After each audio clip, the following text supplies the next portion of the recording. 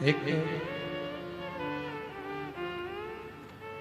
शरीर की सुंदरता होती है और एक संस्कारों की सुंदरता होती है।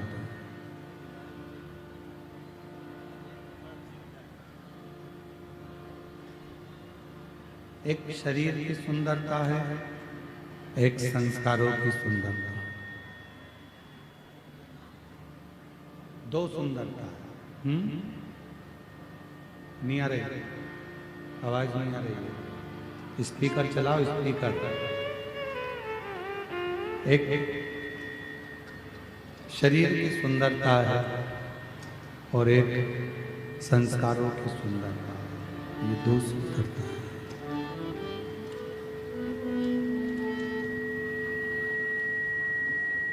शिव महापुराण की कथा कहती है, भगवान शंकर का चरित्र कहता है, शिव तत्व कहता है, शंकर जी की कथा कहती है। शिव महापुराण की कथा कहती है शरीर की सुंदरता हो सकता है कि थोड़े दिन में ढल जाए। शरीर की सुंदरता हो सकता है कि थोड़े दिन में समाप्त हो जाए, पर संस्कारों की जो सुंदरता होती है, संस्कारों की जो सुंदरता है, वो संस्कारों की सुंदरता कभी अंतिम क्षण तक भी समाप्त नहीं होती। प्रेशर बढ़ाओ, प्रेशर नहीं आ रहा है सभी जगह। शरीर की सुंदरता हो सकता है कि एक समय ऐसा आए कि वो शरीर की सुंदरता सब धरी की धरी रह जाए, पर शिव महापुराण की कथा कहती है संस्कारों की जो सुंदरता है, वो संस्कारों की सुंदरता कभी समाप्त नहीं। वो सुंदरता हमेशा रहती है, वो सुंदरता कभी समाप्त नहीं होती, कभी भी। इसलिए महापुराण की कथा कहती है, भगवान शंकर का चरित्र कहता है, शिव तत्व कहता है, शंकर भगवान का पवित्र चरित्र वर्णन कर रहा है, भगवान शंकर का पवित्र चरित्र कह रहा है। जितना बन सकता है अपने संस्कारों को प्रखर करने का प्रयास करें। यह शिव महापुराण की जो शुरुआत हुई, शिव महापुराण का जो प्रारंभ हुआ, वो 16 संस्कार से हुआ।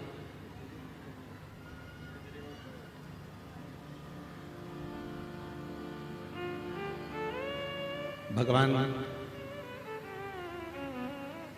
देवाधिदेव महादेव कैलाश पर विराजमान है।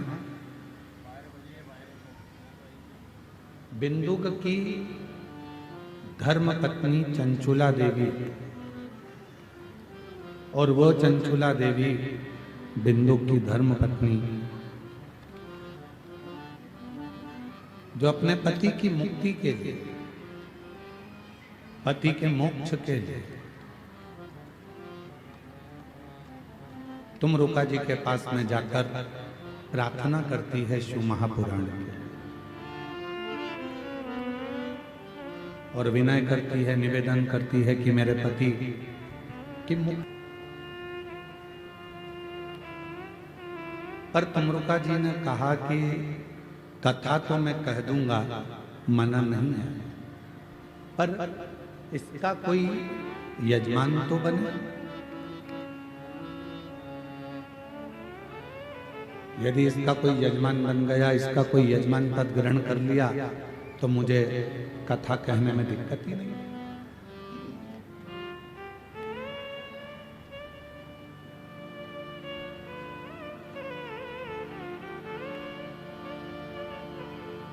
विजय प्रसाद जी तिवारी जी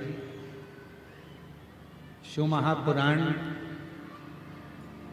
जब आप लेने के लिए आए थे कि हमारे बस्तर क्षेत्र में, दंतेवाड़ा क्षेत्र में शिव महापुराण की कथा होना चाहिए। हमारा क्षेत्र वनवासी और आदिवासियों का क्षेत्र है। तब आपने एक बात कही थी, हमने पूछा था कि ये कथा कौन करवाए, तो हमारे श्री विजय प्रसाद तिवारी जी बोले थे, गुरुजी मैं तो इस कथा को नहीं करा सकता, पर इतना जरूर है कि दंतेश्वरी माता इस कथा को अपने क्षेत्रवासियों के लिए जरूर करे।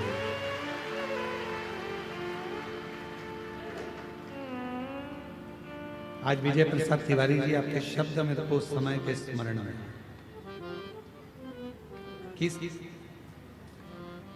बस्तर क्षेत्र में बहुत कम बड़ी बड़ी कथाओं के दिव्य आयोजन और भव्य आयोजन हो पाता। क्यों? एक तो शब्दों को समझना, आदिवासी वनवासी क्षेत्र में विचारों को समझना और कथा उनकी जिंदगी में उतारना बड़ा कठिन है। दूसरा, पूरे जंगल क्षेत्र में दूर दूर घर बसे होते हैं, आने जाने का साधन भी इतना नहीं मिल पाता है कि कोई बहुत संख्या में लोग पहुंचे। पर इस गिदम की पवित्र धरा पर दंतेवाड़ा क्षेत्र में जो ये कथा चल रही है, मां दंतेश्वरी की कृपा से, भगवान भोलेनाथ जी की दया से, हम तो कहेंगे वास्तवता है जो विजय प्रसाद तिवारी जी ने कहा कि इस कथा को मैं नहीं करा सकता, ना मेरा परिवार करा सकता है, इस कथा को तो केवल मां दंतेश्वरी ही करा सकती है, और वही कथा होना बहुत मुश्किल। शिव महापुराण की कथा की शुरुआत ही 16 संस्कार से।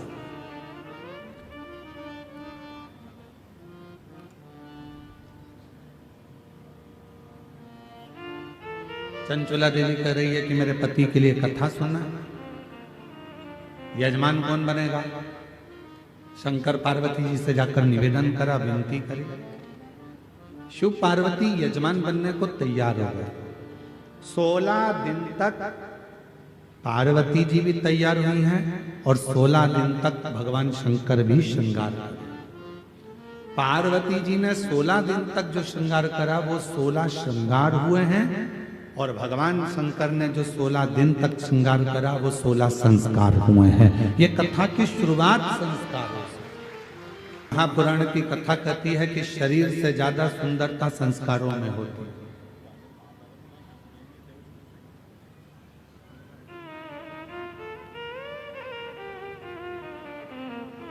बहुत ऊपर चढ़ना है, बहुत उन्नति की सीढ़ी पर चढ़ना है आपको। एकदम अकड़ कर चढ़ोगे कि झुक कर चढ़ोगे? जम के बोलो जरा। अगर पहाड़ के ऊपर चढ़ना है, अकड़ कर चढ़ोगे तो पीछे की पीछे लुढ़क जाओगे, गिर जाओगे। इसलिए ऊंचाइयों पर चढ़ने के लिए थोड़ा झुकना पड़ता है। उसी तरह उन्नति की सीढ़ी पर चढ़ने के लिए जगत में झुककर चलना पड़ता है, तब ऊपर बढ़ सकते। आप बहुत ऊपर जाना चाहते हो, बहुत उन्नति की सीढ़ी पर चढ़ना चाहते हो, बहुत आगे बढ़ना चाहते हो, बहुत तरक्की करना चाहते हो, तो आपको थोड़ा झुककर चलना पड़ेगा। थोड़ा झुककर चलो, नम्रता के साथ चलो, अपने शुद्ध विचारों के साथ चलो, शुद्ध भाव के साथ चलो। और जब आप नम्रता के साथ में, शुद्ध विचारों के साथ में, शुद्ध भावों के साथ में जब चलोगे तो जीवन एक आनंद की ओर बढ़ता चले।